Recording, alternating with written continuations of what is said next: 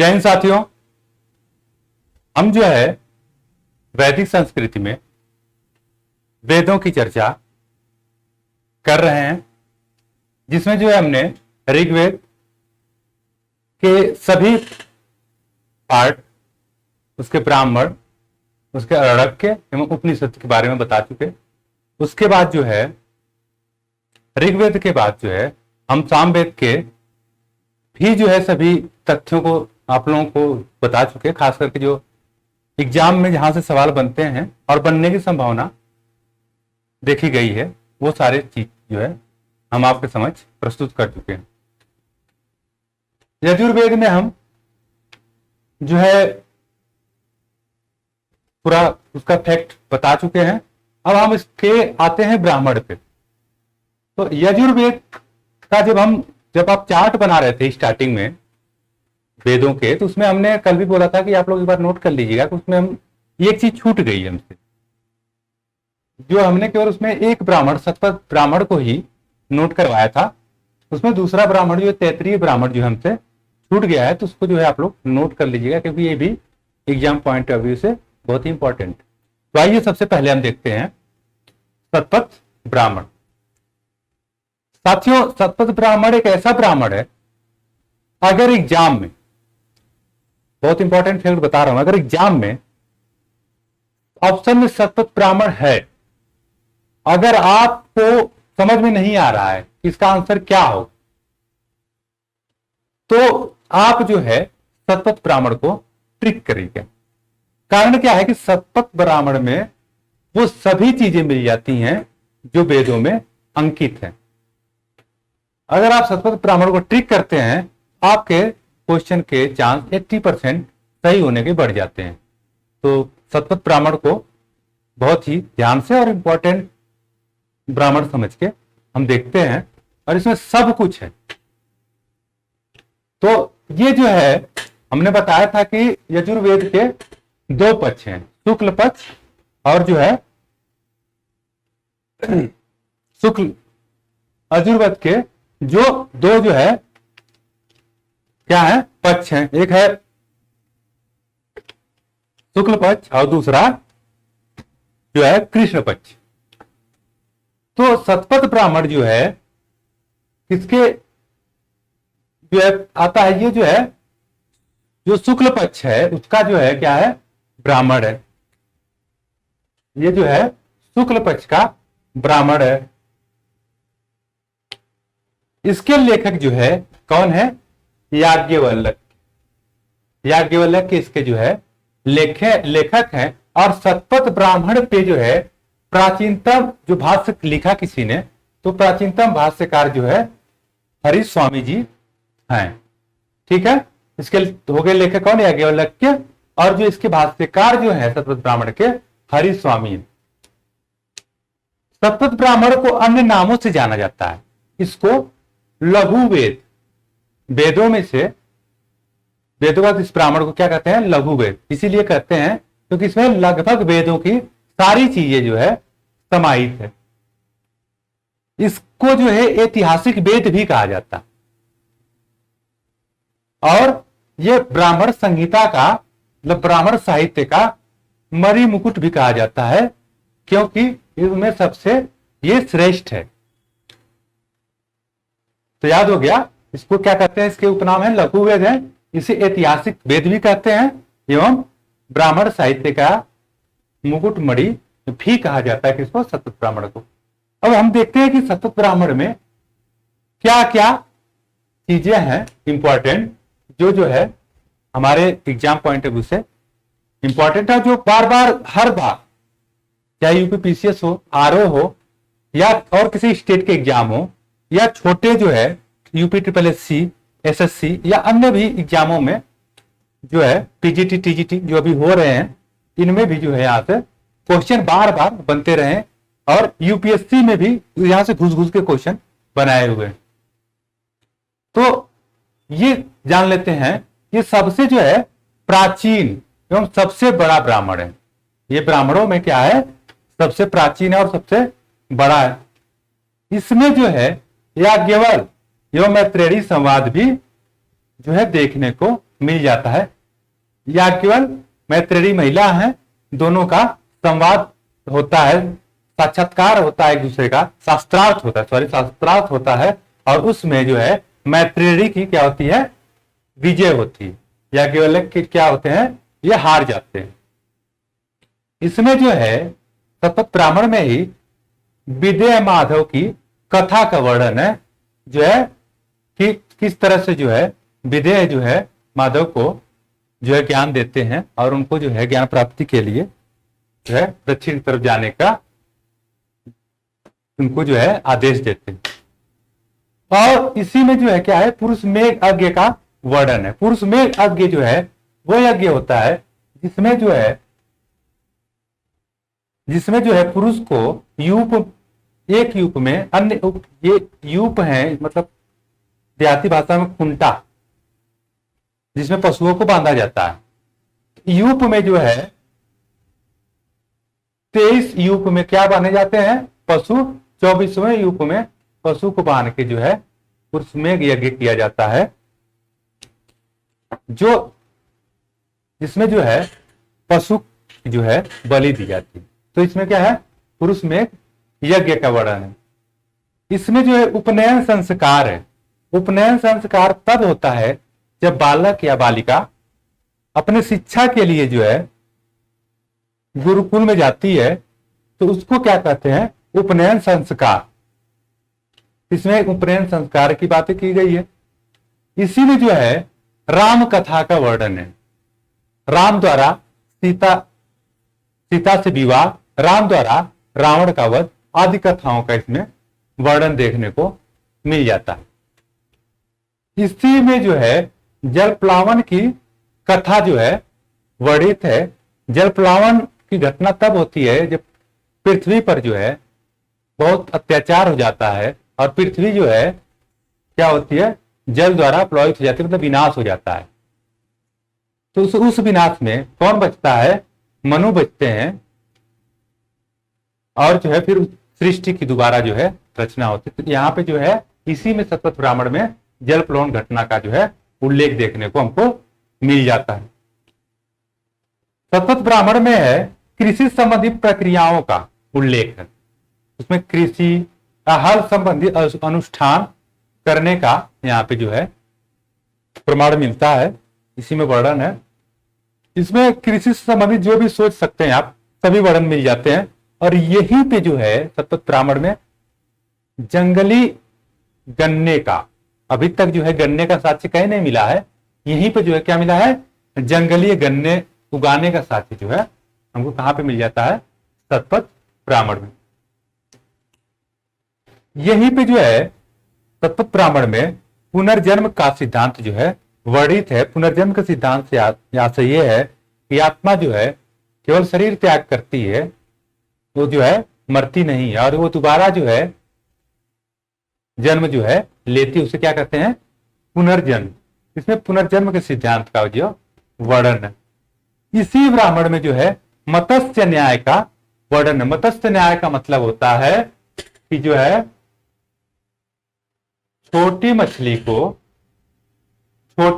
को जो है क्या होता है, बड़ी मछली क्या करती है, निगल लेती है। बड़ी मछली छोटी मछली को क्या करती है, निगल लेती है। इसे कहते हैं मत्स्य सिद्धांत। मतलब जो बाहुबली है वो जो है वही राज करता है, और जो असहाय है वह व्यक्ति जो है हमेशा शोषित होता रहता है। इसी को कहते हैं मत्स्य न्याय। तो सतपथ ब्राह्मण में इसका वर्णन। इसी में जो है हमें स्त्री को, इसी में क्या है, स्त्री को क्या कहा गया है, अर्धांगिनी। अर्धांगिनी से आशय यह है, स्त्री जो है, स्त्री को कितना सम्मान दिया गया है सतपथ ब्राह्मण में, और कहा गया है कि स्त्री जो है हमारे शरीर का जो है आधा अंग है। इसलिए जो शादीशुदा हैं अपनी पत्नियों का इज्जत करें, क्योंकि वो आपकी क्या है, अर्धांगिनी है, अर्थात जो है आधा अंग है। इसलिए जो है कोई भी निर्णय हो आम सहमति से जो है दोनों मिल के लें, क्योंकि जो है इसका साक्ष्य जो है भगवान शिव प्रस्तुत करते हैं तब जब जो है कि वो आधे स्त्री और आधे जो मतलब आधे पार्वती और आधे शिव का रूप धारण करते हैं, अर्धनारीश्वर का रूप धारण करते हैं। इसलिए जो है पत्नियां क्या है, मतलब स्त्री क्या है, वो क्या है, अर्धांगिनी है। मतलब हमारे शरीर का, पुरुषों के शरीर का, हमारे शरीर का क्या है, आधा अंग है। इसी में सबसे पहले जो अनुच्छेद जो है 17 में वर्णित है, क्या है, अस्पृश्यता। अस्पृश्यता का पहली बार उल्लेख कहां किया गया है, शतपथ ब्राह्मण में किया गया है। और मजेदार बात है इसी में किसका, आसाराम बापू का जिक्र है। मतलब यह है इसी में जो है अश्विनी कुमार द्वारा च्यवन ऋषि को यौवन दान में दिया गया। बोला भैया च्यवन ऋषि ने किसका आविष्कार किया था, च्यवनप्राश का। तो च्यवनप्राश खा खा क्या हो गए थे, जवान हो गए थे। तो अश्विनी कुमार ने कहा भाई च्यवन ऋषि को, भाई तुम जो है आसाराम बापू बन जाओ, ये लो वरदान। तो आसाराम बापू बनने का जो है इन्होंने दिया इनको, इसका वर्णन है इसी में। और च्यवन ऋषि क्या किए, च्यवनप्राश का जो है इन्होंने आविष्कार किया। जो हम पढ़ते हैं सोना चांदी च्यवनप्राश, तो उसमें सोना चांदी और अन्य जड़ी बूटियों के द्वारा जो है वह निर्मित है। और सोना चांदी जो है, आप अगर न्यूज में बने रहे होंगे तो जब आसाराम बापू का कांड हुआ था, जब पता किया गया, वो क्या खाते थे, स्वर्ण भस्म। तो स्वर्ण भस्म जो है यौवन शक्ति उत्पादित करने की अचूर क्षमता होती है, क्योंकि सोना इतना महंगा होता है, उसको जला के भस्म करके उसके राख को खाना है तो सबके बस की बात नहीं होगी। अब आइए बात करते हैं तैत्तिरीय ब्राह्मण। तैत्तिरीय ब्राह्मण जो है यजुर्वेद का कृष्ण पक्ष का जो है क्या है, कृष्ण यजुर्वेद का जो है ब्राह्मण है। इसके रचनाकार आचार्य तित्तिर महोदय हैं। इसके जो है तित्तिर महोदय हैं। तैत्तिरीय ब्राह्मण में जो है, इसका जो दूसरा ब्राह्मण है ऋग्वेद का, उसमें जो है पंच महाअज्ञ एवं 3 ऋणों का वर्णन है। गुरु ऋण, मातृ ऋण, पितृ ऋण जो है, जैसे यहाँ पे जो है, यहाँ पे 3 ऋणों का जो है यहाँ पे वर्णन किया गया है। यहीं पे कहा गया है कि जिस पत्नी, मतलब जिस पुरुष की पत्नी जो है उसे छोड़ के चली गई, अर्थात जो है पत्नी से विहीन पुरुष, मतलब या जैसे हम लोग कुंवारे व्यक्ति हैं, शादीशुदा नहीं है, तो हम लोग जो है जिसकी पत्नियां नहीं है, वो जो है यज्ञ करने का अधिकारी पुरुष नहीं होगा। अगर हम चाहें कि हम यज्ञ कर लें तो हमारा वो यज्ञ पूर्ण नहीं माना जाएगा, क्योंकि जो है हम जो है शादीशुदा नहीं है, मतलब स्त्री के विहीन है, या पत्नी, सॉरी स्त्री नहीं, पत्नी के विहीन है। तो जब पत्नी, क्योंकि पत्नी क्या है, अर्धांगिनी है, मतलब आधा अंग है। अगर हम अकेले यज्ञ करेंगे तो क्या होगा, आधा ही तो कर रहे हैं। इसलिए अगर हम पत्नी के साथ किसी पूजा पाठ को करते हैं या यज्ञ को करते हैं, उसको जो है पूर्ण माना जाता है। अगर पत्नी नहीं है तो यज्ञ पूर्ण नहीं होगा। इसलिए जो है बिना पत्नी के पुरुष के यज्ञ को अधिकारी नहीं माना गया है। इसी में जो है अगस्त्य और प्रहलाद का जो है कथा का जो है वर्णन है कि अगस्त्य जो है प्रहलाद को जो है ज्ञान कथा सुनाते हैं। इसी में जो है सीता और सावित्री का जो है क्या है, प्रेमाख्यान है। इनके प्रेम का वर्णन किया गया सीता जी के और सावित्री के। जो है सावित्री का पता होगा कि उसने जो है किस तरह से अपने यमराज से अपने पति की रक्षा किया था, प्रेम की बदौलत ही। इसी में जो है नारी को क्या कहा गया है, तैत्तिरीय ब्राह्मण में क्या कहा गया, नारी को श्री कहा गया। श्री मीन्स लक्ष्मी कहा गया। मतलब इसी में जो है नारी को क्या कहा गया है, लक्ष्मी। और आज भी जो है हमारे भारतीय परंपरा में स्त्री को जो है घर की लक्ष्मी कहा जाता है। इसी तैत्तिरीय ब्राह्मण में जो है स्त्री को जो है यज्ञोपवीत जो है धारण करने का अधिकार दिया गया है। यज्ञोपवीत मतलब जो जैसे जो है धागा होता है उसको जो है केवल पुरुष ही धारण करता था, इसमें जो है स्त्रियों को भी धारण करने का जो है अधिकार दिया गया, जिसे आज की भाषा में हम जनेऊ कहते हैं। ये तो हो गया यजुर्वेद का ब्राह्मण दोनों खत्म हो गए, शतपथ और तैत्तिरीय ब्राह्मण। जो इंपॉर्टेंट फैक्ट है हमने बता दिया। अब आइए हम इसके आरण्यक देख लेते हैं। आरण्यक में इंपॉर्टेंट नहीं, बस ये जानिए कि इसके 3 आरण्यक है, बृहदारण्यक, तैत्तिरीय आरण्यक और शतपथ आरण्यक। अब आइए बात करते हैं यजुर्वेद के उपनिषद की। और उपनिषद जो है इसमें सारे उपनिषद लगभग इंपॉर्टेंट है, और जो इंपॉर्टेंट है उनके विषय में थोड़ा हम चर्चा कर लेते हैं। तो बृहदारण्यक उपनिषद में जो है हम सबसे पहले देख लेते हैं। तो इसके प्रवक्ता जो है, इसका मतलब लेखक कार्य प्रवक्ता करेंगे, कौन है? याज्ञवल्क्य है। कौन है? याज्ञवल्क्य है। इसी में कहा गया है, बृहदारण्यक में बार क्वेश्चन पूछा गया है कि जो है क्षत्रिय जनक और ब्राह्मण याज्ञवल्क्य। मतलब अभी तक क्या था कि शिक्षा का अधिकार किसके पास था? ब्राह्मणों के पास था। वो शिक्षा को जो है बांटता था, देता था। लेकिन यहां पे उल्टा है। यहां पे जो है एक क्षत्रिय जनक से जो एक ब्राह्मण याज्ञवल्क्य को शिक्षा प्रदान की जाती है। इसका मतलब ये होता है कि विद्या जो है किसी वर्ण की या किसी जाति की मोहताज नहीं है।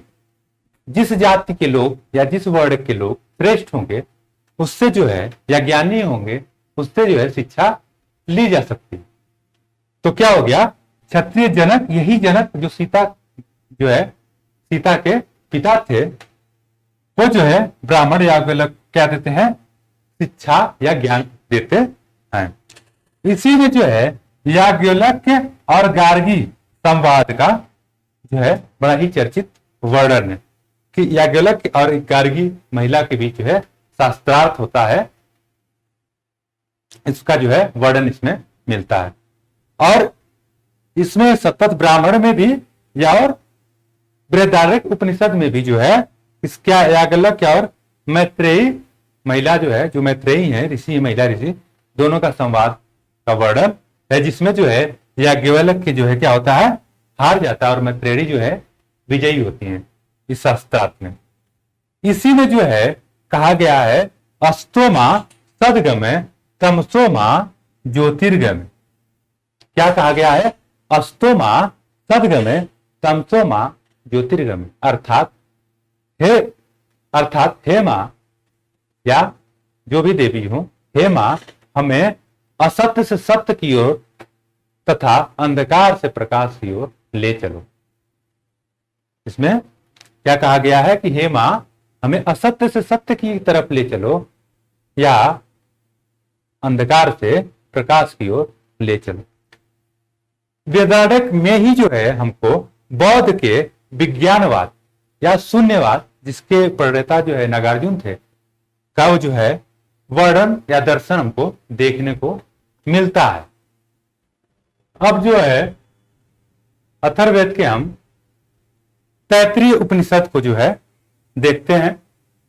तैत्तिरीय उपनिषद में जो है अथर्ववेद नहीं, सॉरी, यजुर्वेद के हम तैत्तिरीय उपनिषद को देखते हैं।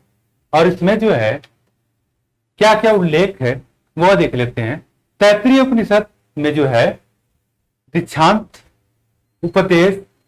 उपदेश वो होता है जब जो है शिष्य जो है अपना जो है शिक्षा पूरी कर लेता है, जब उसकी विदाई होती है तो विदाई से पहले एक समारोह किया जाता है, वो दीक्षांत समारोह होता है, जिसमें जो है गुरु जो है आखिरी समय में अपने शिष्य को जो है उपदेश देता है, उसे ही दीक्षांत समारोह कहते हैं।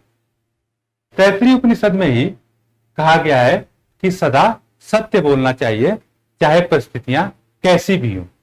हमेशा जो है सत्य की ही विजय होती है।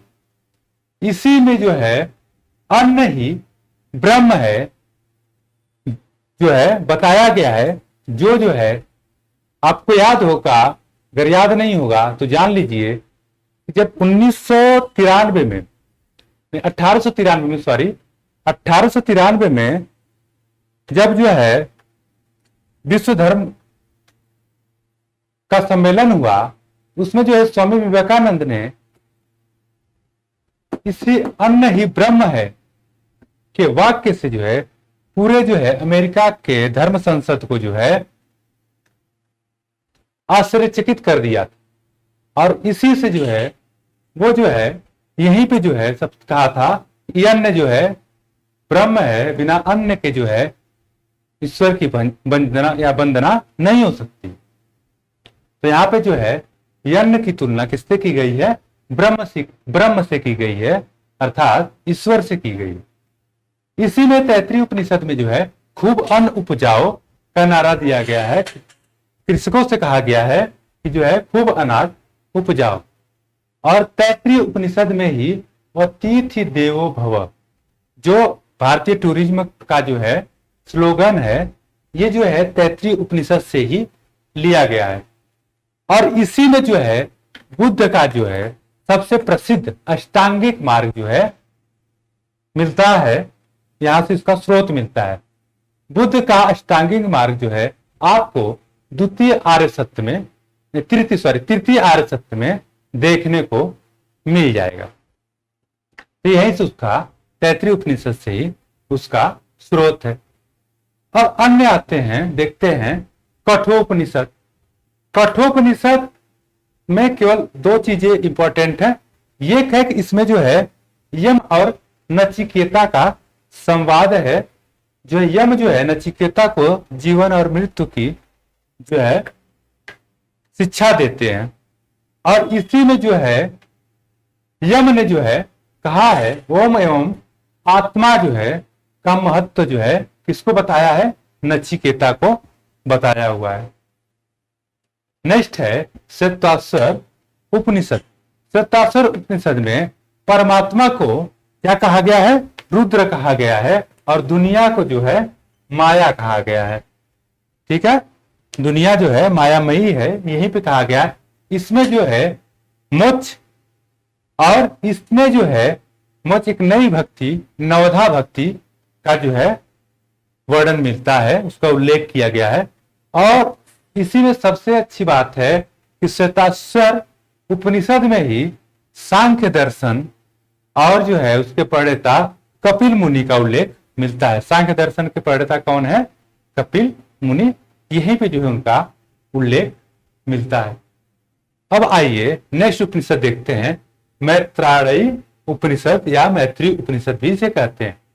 इसमें जो है यहां से जो है स्त्रियों की दशा जो है किस हद तक गिर जाती है कि जो है अब जो है यहाँ पे जो है स्त्रियों की तुलना जो है किससे की जाती है?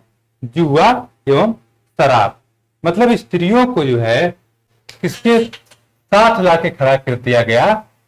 जुआ और शराब के साथ जो है इनको लाके खड़ा कर दिया गया। अर्थात इससे यह तात्पर्य निकलता है कि अब जो है स्त्रियों की स्थिति जो है खराब से खराब होती चली जाती।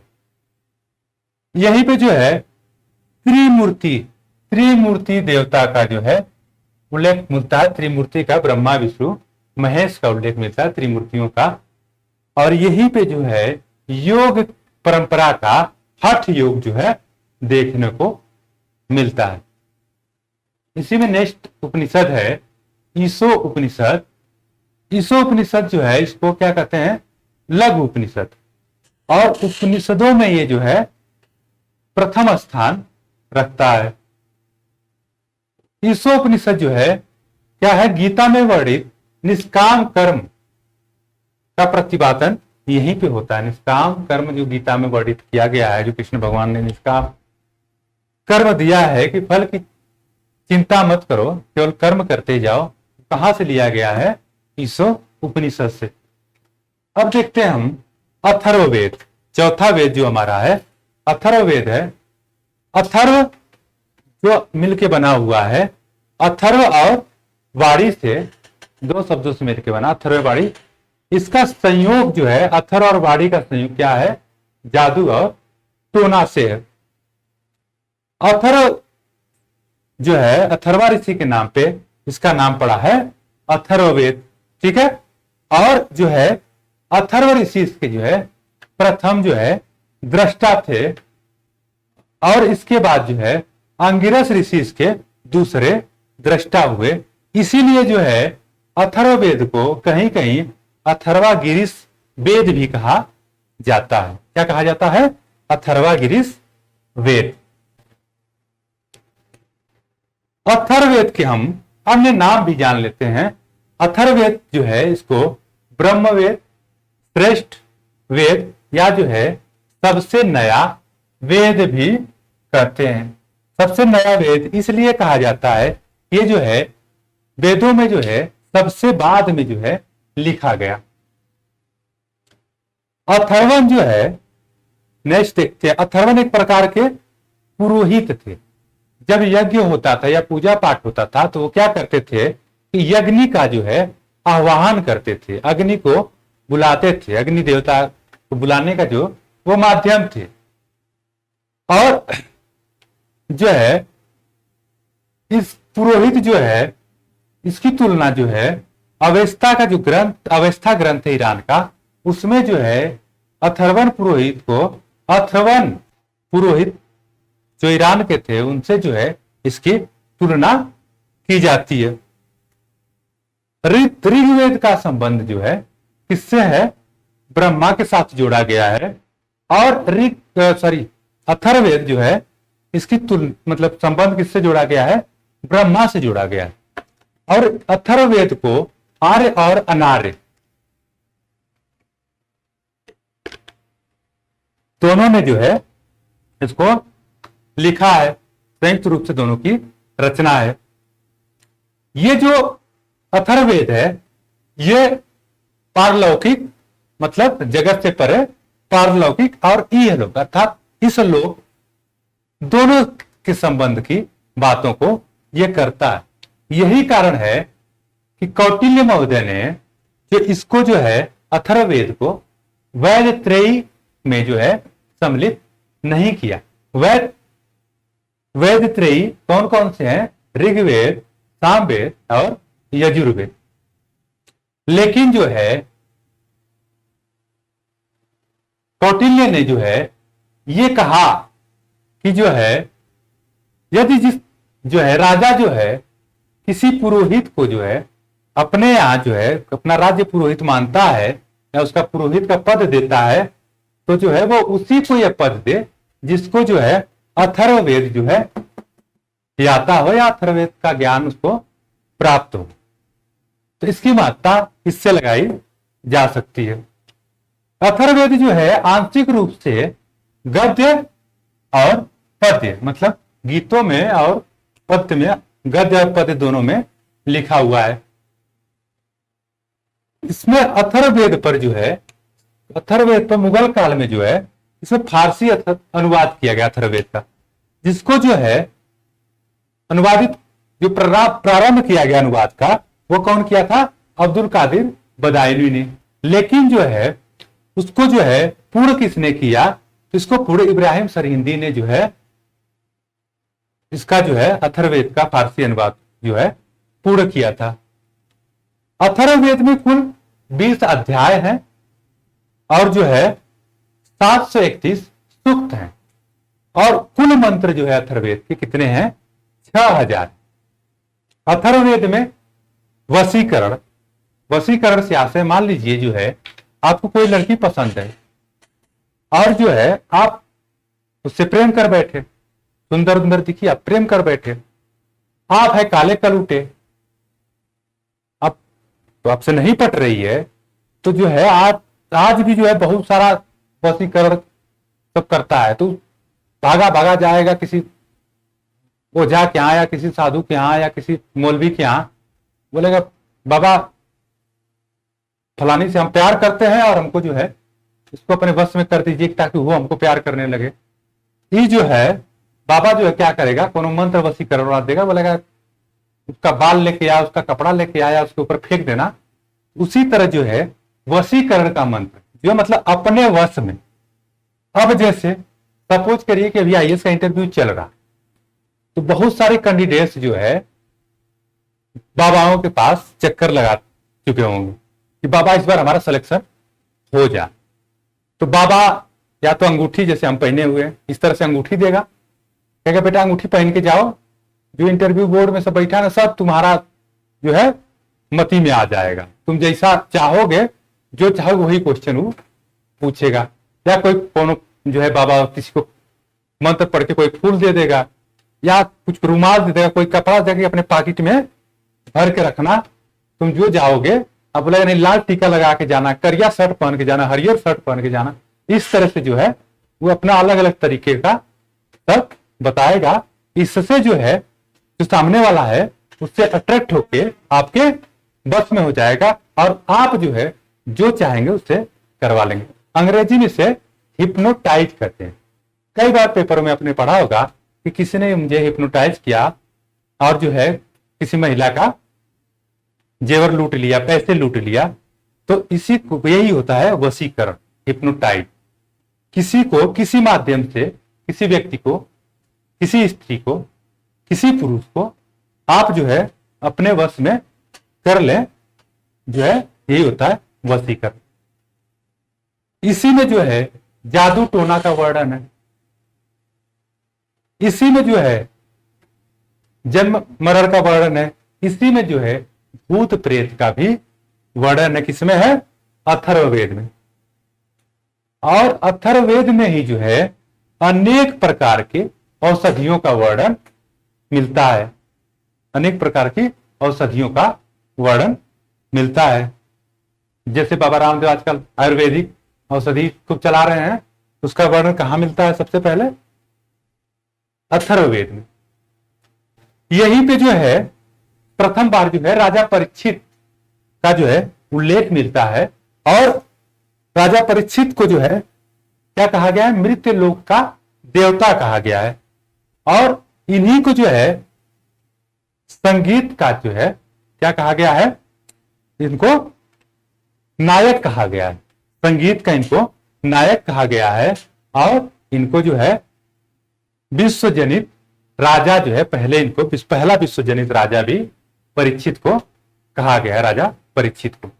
इसी में जो है अथर्ववेद में प्रथम बार जो है मगध और अंग राज्य का उल्लेख मिलता है, जो कई बार क्वेश्चन में पूछा जा चुका है, एग्जाम में हमारे आया हुआ प्रश्न है। अयोध्या का भी उल्लेख जो है इसमें मिलता है, अयोध्या नगरी का। लेकिन अयोध्या नगरी का प्रथम बार जो उल्लेख हुआ है वो ऋग्वेद में हुआ है, और ऋग्वेद के 10वें मंडल में हुआ है। किसका? अयोध्या का।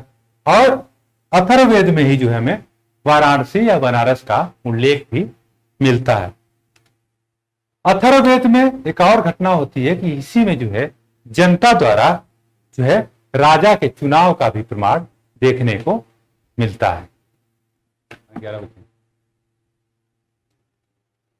अब इसके अलावा देखते हैं अथर्ववेद में, इसी में जो है जनता द्वारा राजा के निर्वाचन के बाद इसी में जो है राज तिलक महोत्सव का जो है, राजा का जो तिलक होता है, राज तिलक महोत्सव का उल्लेख मिलता है। आत्मा के पुनर्जन्म, आत्मा दोबारा जन्म लेती है, और स्वर्ग का जो है यहीं पे पहली बार वर्णन किया गया है। अथर्ववेद में ही भूमि को माता कहा गया है, और जो है इनका अन्य जो है विश्वम्भरा एवं विश्वबारा भी जो है भूमि को कहा गया है। इसमें अथर्ववेद में भूकंप, वर्षा कराने का मंत्र, कीड़ों के विनाश करने का मंत्र का वर्णन है। अब सोचिए कि आज का कोई जो अथर्ववेद का ज्ञाता होता और इन मंत्रों को जान रहा होता, तो कोरोना की बीमारी जो है ना मंत्र पढ़े खत्म कर देता। तो इतना जो है भारतीय साहित्य जो है, भारतीय प्राचीन साहित्य इतने ताकतवर थे कि वो जो है अपने मंत्रों के माध्यम से कुछ भी करने में सक्षम थे।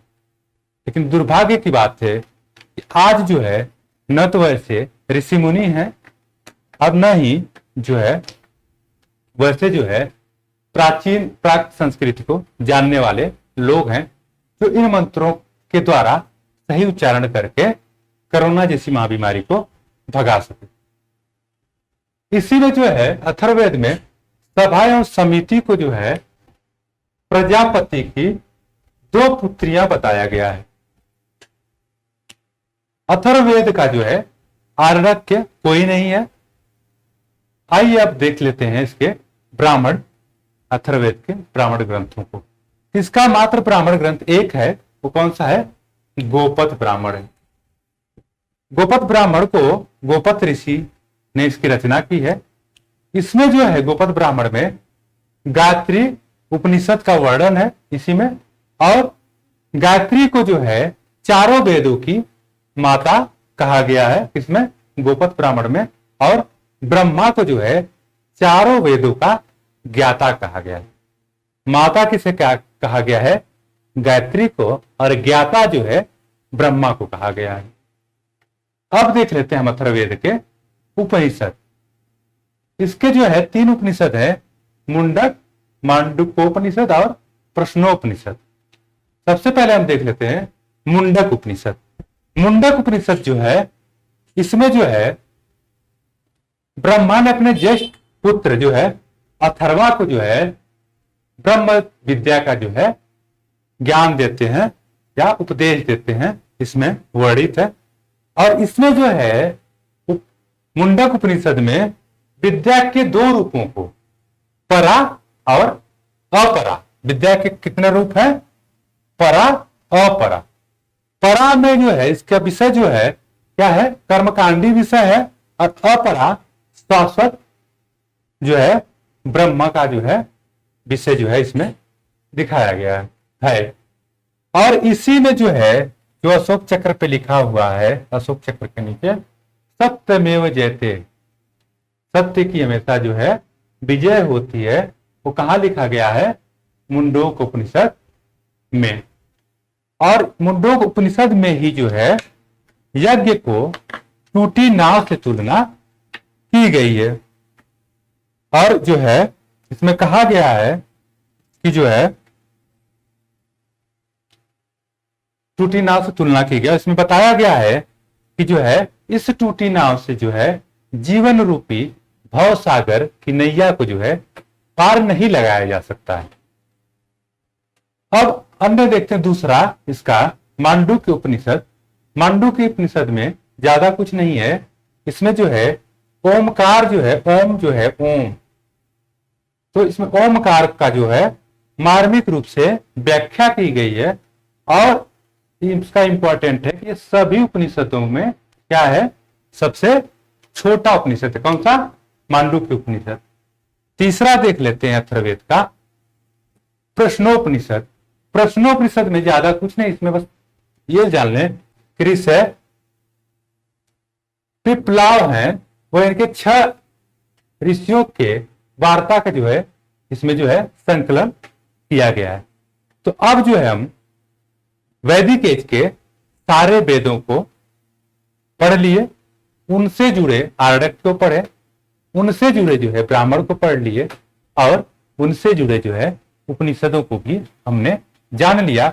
जो जहां से जो है आयोग खूब सारा प्रश्न बनाता है, तो और जो है मेरी कोशिश है कि मैं उन सारे प्रश्नों को आपको पढ़ा दिया है, सिखा दिया है, और आपको एग्जाम के लिए तैयार कर दिया है।